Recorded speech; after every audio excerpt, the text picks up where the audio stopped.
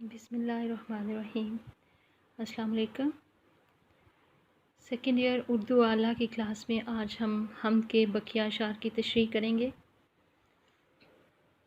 نہیں موقوف خلاقی تیری اس ایک دنیا پر، کیے ہیں ایسے ایسے سینکڑوں پیدا جہاں تو نے۔ موقوف کا معنی ہے منحصر ہونا، انحصار کرنا، خلاقی تخلیق کرنا، پیدا کرنا۔ مولانا ظفر علی خان حمد کے شعر میں کمال جذبہ عبودیت کے ساتھ اللہ تعالیٰ سے مخاطب ہیں اور کہتے ہیں اے باری تعالیٰ، یہ وسیع و عریض دنیا تیری تخلیق کرتا ہے۔ ہم اگر محض اس دنیا میں تیری تخلیق اور قدرت کاملہ کے کرشموں کو دیکھیں تو حیران ہو جائیں۔ یہاں بھی تو وہاں بھی تو، زمیں تیری فلک تیرا، کہیں ہم نے پتہ پایا نہ ہرگز آج تک تیرا۔ اس دنیا میں صحرا، بیاباں، جنگل، پہاڑ، وادیاں، میدان، دریا، ندی نالے، چشمے، سمندر، دشت، سبزہ زار، چرند پرند، یہاں تک کہ انسان اور حیوانات، ہر ایک شے اللہ تعالیٰ نے اپنی قدرت کاملہ سے پیدا کی، بنائی۔ شاعر کہتا ہے اے باری تعالیٰ، صرف یہی دنیا ہی تیری تخلیق کی قدرت کا کرشمہ نہیں ہے، بلکہ تو نے اس دنیا جیسی اور سینکڑوں دنیایں تخلیق کی ہیں،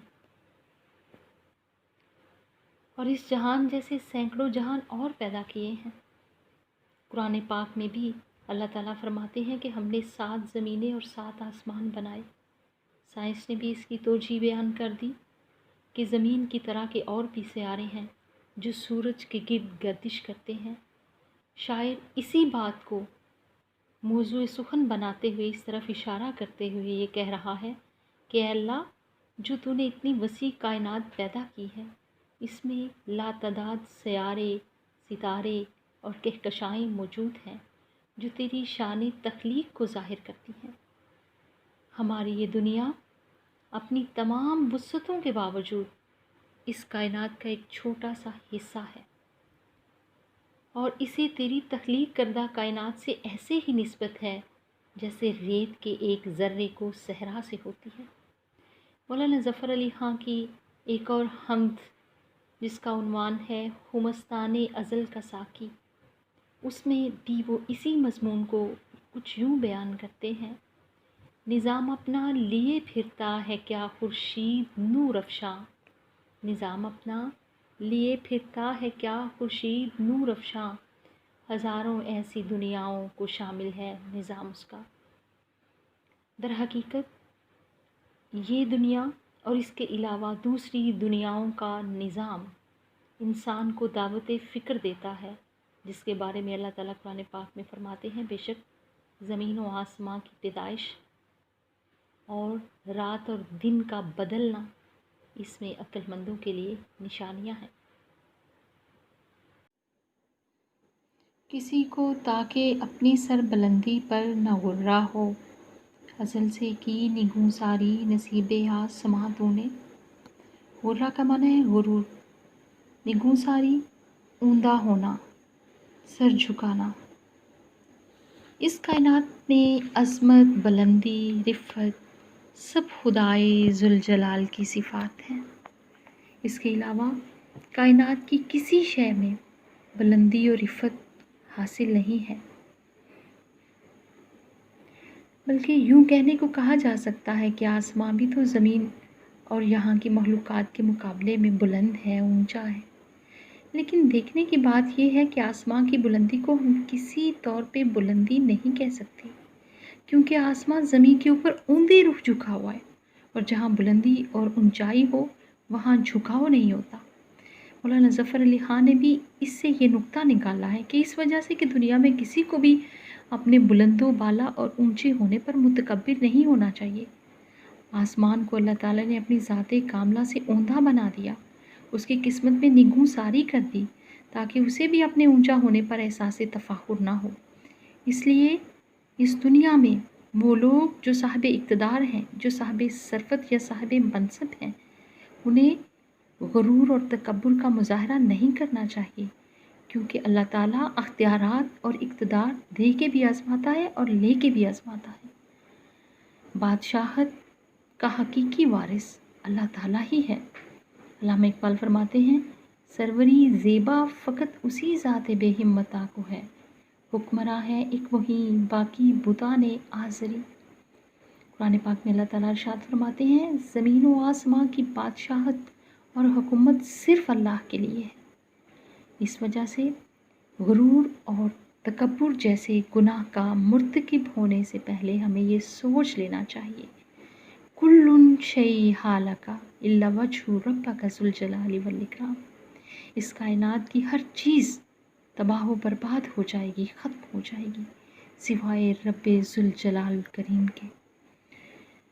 شیطان اس لیے شیطان ہے کہ اس نے غرور اور تکبر جیسے جرم کا ارتکاب کیا۔ ہمیں یہ چیز پیش نظر رکھنی چاہیے، کامل ہے جو ازل سے وہ ہے کمال تیرا، باقی ہے جو ابد تک وہ ہے جلال تیرا۔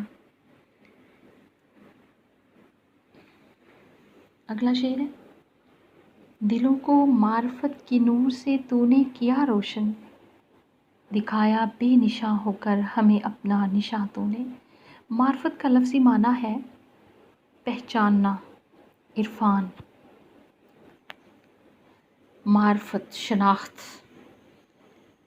مولانا ظفر علی خان اس شعر میں اللہ تعالیٰ سے مخاطب ہیں اور کہتے ہیں، باری تعالیٰ تیری عنایات بے پایاں اور تیرا فضل فراواں ہے، تو نے ہمارے دلوں کو معرفت کے نور سے روشن کیا۔ ویسے تو کسی انسان کے پاس اس کی ظاہری آنکھ کا ہونا بھی ایک بہت بڑی نعمت ہے، لیکن جب دیدہ و دل واہ ہو جائے، دل کی آنکھ کھل جائے، تو پھر انسان وہ بھی دیکھ سکتا ہے جو پس پردہ ہے، جو اس کی آنکھ سے پوشیدہ ہے۔ اقبال فرماتے ہیں، وہ دیکھنا تو دیدہ و دل واہ کرے کوئی، ظاہر کی آنکھ سے تماشا نہ کرے کوئی۔ انسان جب اپنی فہم و ادراک کو بروئے کار لاتے ہوئے اس کائنات میں اللہ کی بنائی ہوئی چیزوں پر غور و فکر کرتا ہے، مظاہر فطرت پر غور و خوض کرتا ہے، تو اس کو اس بات کا احساس ہوتا ہے، کوئی تو ہے جو نظام ہستی چلا رہا ہے، وہی خدا ہے، دکھائی بھی جو نہ دے نظر بھی جو آ رہا ہے، وہی خدا ہے، نظر بھی رکھے سماعتیں بھی وہ دیکھ لیتا ہے نیجتیں بھی، جو خانہ لا شعور میں بھی جگمگا رہا ہے، وہی خدا ہے۔ ہم اللہ تعالیٰ کو اس کے عطا کردہ معرفت کے نور کی بدولت اس کی آیات اور اس کی نشانیوں کو دیکھ کر اس کی ہستی کا ادراک کرتے ہیں۔ شاعر اسی بات کو بیان کرتے ہوئے کہتا ہے کہ اے باری تعالیٰ تو خود اس لحاظ سے بے نشاں ہے کہ تو ہمیں کہیں دکھائی نہیں دیتا، مگر تیرے بے نشاں ہونے کے باوجود ہم اس دنیا میں اور اس دنیا کی ایک ایک شے میں تیری نشانیاں دیکھتے ہیں، اور اس طرح ہمیں تیری معرفت حاصل ہوتی ہے۔ بظاہر خدا کا کوئی مادی وجود نہیں، لیکن وہ اپنی ہی بنائی ہوئی چیزوں کے اندر جب انسان غور و فکر کرتا ہے، اس کو تلاش کرنے کی کوشش کرتا ہے، تو اس کو نظر آ جاتا ہے کہ جو اس دنیا کو بنانے والا، کائنات کی ان چیزوں کو تخلیق کرنے والا ہے، کس قدر خوبصورت ہے۔